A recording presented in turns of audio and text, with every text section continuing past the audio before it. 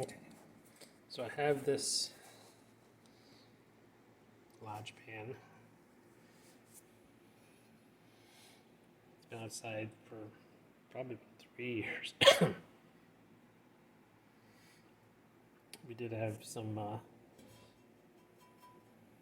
vinegar sitting in it for a while, but the vinegar was not full. You can see the line where the vinegar was.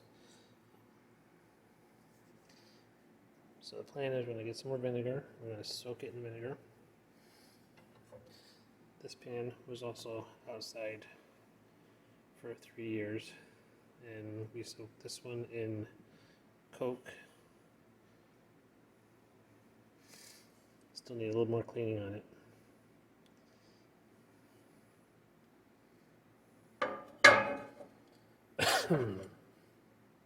Same thing with this one.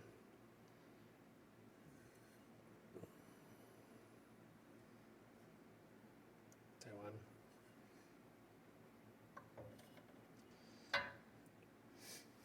But we'll let you know how it comes out.